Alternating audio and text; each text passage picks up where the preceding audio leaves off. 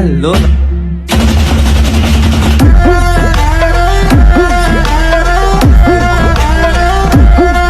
माँ के मुंह में रजनीगंधा।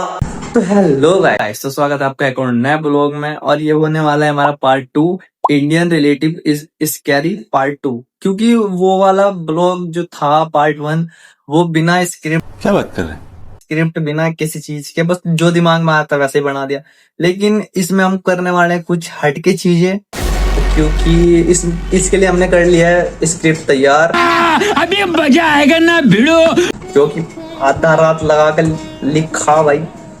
क्या बात कर रहे हैं। फिर उसके बाद इस ब्लॉग में आपको देखने को मिलेगा भरपूर मजा। बात है सर, क्या बात है सर। और काफी सारी चीजों से आप रिलेट कर पाओगे कि ये तो मेरे साथ भी हुआ है ऐसा। तो चलिए शुरू करते हैं बिना किसी देरी के।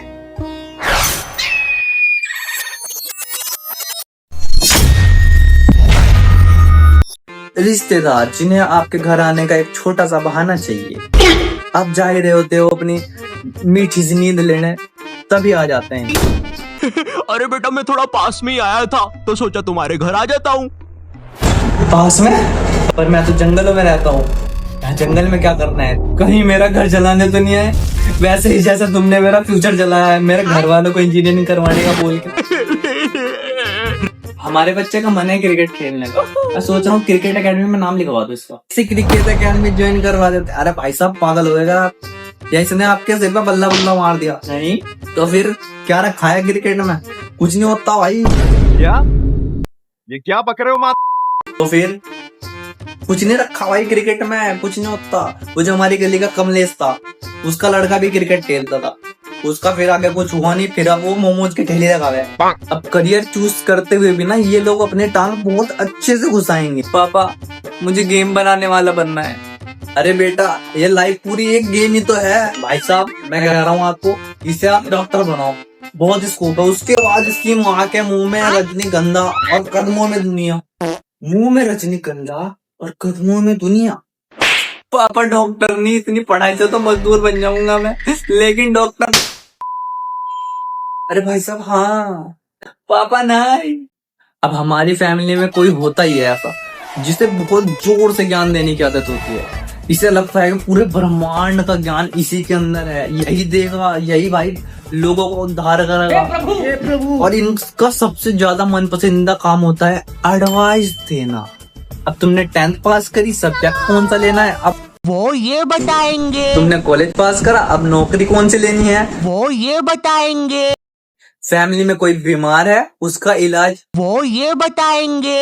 अब वो मर गया, इनने बताया तो भाग रहा हूँ।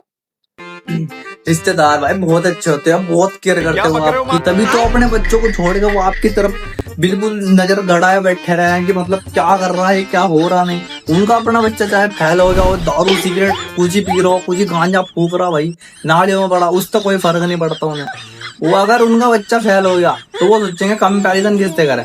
फिर वो आप कंपैरिजन उससे करते हैं जो भाई उनके जान पहचान में सबसे बढ़िया, जिसकी रैंक आई हो, जो भाई जिसका रिजल्ट बढ़िया हो, उससे कंपैरिजन करने लगता है कि वो उनका लड़का तो फर्स्ट आया, तुम तो सेकंड आए, तुम जिंदगी में कुछ नहीं उखाड़ सकते, कुछ कर नहीं सकते भाई, क्यों गिरे तुम। अब भाई मेरे लाइफ का सबसे बेकार दिन जब भी मेरे रिश्तेदार घर आते हैं, मम्मी पापा बोल देते हैं इनसे बात करो। अब भाई क्या बात करूं, मुझे घंटा नहीं पता क्या, पहली बार तो देखा अपनी जिंदगी में इन्हें, इनसे क्या बात करूं। और बेटे कुछ नहीं अंकल, बस यूं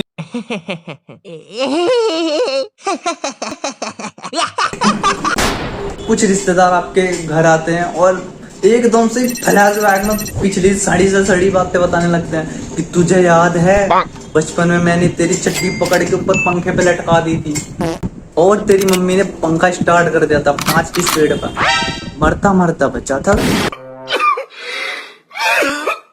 उस टाइम मन में सिर्फ एक ही बात चल रही होती थी, आखिर कौन है ये आदमी, क्यों मारना चाहता था मुझे बचपन में।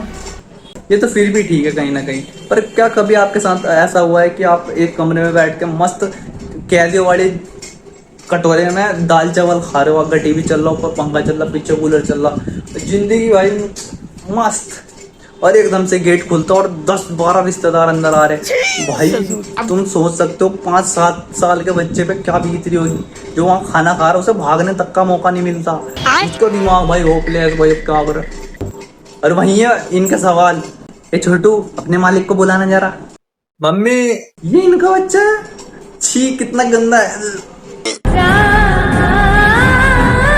तो आज के लिए इतना ही गाइस, तो मिलते हैं आपसे नेक्स्ट ब्लॉग में। ऐसे ही हम धीरे धीरे करके अपना ब्लॉग का क्या क्या इस तरह थोड़ा ऊपर कर लेंगे, और ऐसे इंटरेस्टिंग ब्लॉग आपको मिलते रहेंगे हमारे चैनल पे। और देखने के लिए थैंक यू सो मच, और मिलते हैं आपसे नेक्स्ट और इंटरेस्टिंग ब्लॉग में। तो